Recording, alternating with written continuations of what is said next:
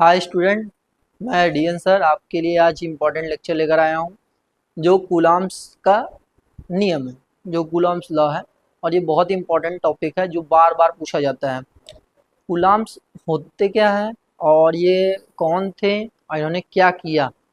देखिए, Coulomb's generally जो होता है एक यूनिट होता है चार्ज का, लेकिन यहाँ पे चार्ज की बात नहीं की जा रही है। यहाँ पे एक वैज्ञानिक थे, फिजिक्स के वैज्ञानिक थे। उन्होंने क्या किया, दो स्टेशनरी चार्जेस को लिया और उनके बीच में एक फोर्स वर्क कर रहा था, उन्हीं के बारे में उन्होंने डिस्कशन किया। वो फोर्स उन्होंने क्या बताया, तो आइए जानते हैं। सबसे पहले हम दो स्टेशनरी चार्ज ले लेते हैं, इसको कंसीडर कर लेते हैं Q1 और इसको कंसीडर कर लेते हैं Q2 और इनके बीच की कुछ डिस्टेंस होगा, मान लेते हैं कितना है R। तो अगर ये चार्ज अलग अलग है तब तो ये अट्रैक्ट करेगा, और अगर जो है सेम सेम है तो ये क्या करेगा, रिपेल करेगा। ये आपको मैंने बता दिया है। तो इसीलिए ये चार्ज जो है क्या कर सकता है, अट्रैक्शन भी हो सकता है और रिपल्शन भी हो सकता है। तो यहीं पर उन्होंने अपना जो है एक स्टेटमेंट दिया। स्टेटमेंट उन्होंने क्या दिया था कि the force of attraction, the force of attraction between, ठीक है, फोर्स ऑफ अट्रैक्शन वर्क्स मतलब किसके बीच में वर्क कर रहा है, between two stationary charges Q1 and Q2 is directly proportional to, ये फोर्स जो होता है डायरेक्टली प्रोपोर्शनल टू प्रोडक्ट का मतलब इनटू ऑफ बोथ चार्जेस, दोनों चार्जेस के प्रोडक्ट के डायरेक्टली प्रोपोर्शनल होता है। ये पहला उन्होंने बात बताया। और दूसरा क्या बताया कि इनवर्सली प्रोपोर्शनल टू, इनवर्सली का मतलब होता है 1 में, इनवर्सली प्रोपोर्शनल टू, यही फोर्स, दोनों की बात की जा रही है। एक बार डिस्टेंस पे इन्होंने बात किया, एक बार जो है चार्ज पे बात किया। तो ये फोर्स जो क्या है, inversely proportional to square of distance between them, मतलब इन चार्ज के बीच में जितना भी डिस्टेंस होता है उसका स्क्वायर के इनवर्सली प्रोपोर्शनल होता है। तो यही दो बात उन्होंने बताया। द फोर्स ऑफ अट्रैक्शन और repulsion between two stationary charges is directly proportional to product of their charges and inversely proportional to square of distance between them, मतलब उन चार्जेस के बीच में जितने भी डिस्टेंस रहेगा उसके बारे में। फिर उन्होंने क्या किया कि इन दोनों रूल्स को जो है कंबाइन कर दिया। तो on combining the above we have, यहाँ पे देखिए एफ एफ दोनों जगह है इसलिए एक बार लिख लेते हैं, प्रोपोर्शनल भी दोनों जगह एक बार लिख लें। ये दोनों अलग अलग हैं इसलिए इसको हम लोग जो है अलग कर लेते हैं। देखिए इसके नीचे अपॉन में 1 होता है तो ऊपर का ऊपर मल्टीप्लाई होता है, नीचे का नीचे मल्टीप्लाई होता है। तो Q1 का Q2 में गुणा होगा, सॉरी Q1 Q2 का 1 में गुणा होगा तो ये Q1 हो जाएगा, Q1 Q2, और 1 का इसमें गुणा हो जाएगा तो R² हो जाएगा।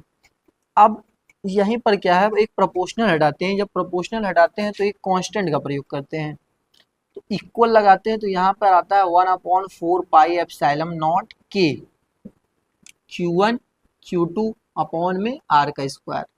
अब इतना बड़ा जो है आपका ये कांस्टेंट है, ये कांस्टेंट वैल्यू होती है, इसकी फिक्स वैल्यू होती है। अब K क्या है, K जो होता है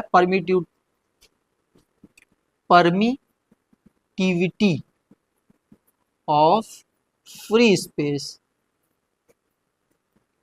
permittivity of free space, it's value is different for different substance. इसकी वैल्यू जो होती है अलग अलग पदार्थों के लिए अलग अलग होती है। जैसे पानी के लिए जो है अलग होगा, ठीक है, हवा के लिए अलग होगा, ईथर के लिए अलग होगा, यूरिया के लिए अलग होगा, हर चीज़ के लिए इसका अलग अलग होता है। तो जनरली ये चार्ज जो है हम लोग जो है एयर में या फिर स्पेस में कंसीडर करते हैं। तो स्पेस या एयर के लिए इसकी वैल्यू जो है 1 होती है, ठीक है। तो फॉर एयर और स्पेस के इज इक्वल टू कितनी होती है, 1 होती है इसकी वैल्यू। तो अगर हम यहाँ पे पुट कर देते हैं तो ये 1/4 पाई एप्सिलॉन नॉट, के की वैल्यू यहाँ 1 होगी, इंटू Q1 Q2 अपॉन में R का स्क्वायर। तो 1 का इसमें मल्टीप्लाई कर दीजिए, 4 pi epsilon not Q1 Q2 upon में R का स्क्वायर। ये है आपका कूलम्ब्स लॉ। अब जनरली वैज्ञानिकों ने क्या किया कि इसका जो है वैल्यू भी खोज निकाला 1/4 पाई एप्सिलॉन नॉट का। एप्सिलॉन नॉट क्या होता है, सॉरी ये थोड़ी सी हमसे गलती हो गई है। परमिटिविटी ऑफ फ्री स्पेस जो होता है एप्सिलॉन नॉट होता है, जो के होता है वो डाई इलेक्ट्रिक कांस्टेंट होता है, dielectric constant, it's my mistake. तो डाई इलेक्ट्रिक कांस्टेंट जो होता है अलग अलग के लिए अलग अलग होता है। जो एप्सिलॉन नॉट होता है वो परमिटिविटी ऑफ फ्री स्पेस होता है। तो ये आपका जो है इतना आ गया कूलम्स लॉ। अब ये जो 1/4 पाई एप्सिलॉन नॉट होता है इसकी वैल्यू जो होती है फिक्स होती है 9 × 10⁹ 1/4 पाई एप्सिलॉन नॉट की वैल्यू होती है 9 × 10⁹ ये फिक्स होती है। तो जैसे ये न्यूमेरिकल में हम इसका जो है यूज करेंगे। तो ये आप जो है, अब चूंकि ये फोर्स है तो इसकी यूनिट क्या हो जाएगी, न्यूटन हो जाएगी। तो ये था कूलम्स का नियम। मैं एक बार फिर से स्टेटमेंट इसका बता दे रहा हूँ। कूलम्स लॉ इन्होंने क्या कहा कि द फोर्स ऑफ अट्रैक्शन और repulsion, force of attraction or repulsion between two stationary charges is directly proportional to product of both charges and inversely proportional to square of distance between them। और उसके बाद उन्होंने ये दो नियम दिए, उसके बाद इन्होंने जो है ऐसे लिख दिया। तो ये आपके लिए जो है बहुत इम्पोर्टेंट है। अगर ये मेरा वीडियो आपको पसंद आया तो लाइक, सब्सक्राइब और शेयर करना ना भूलें।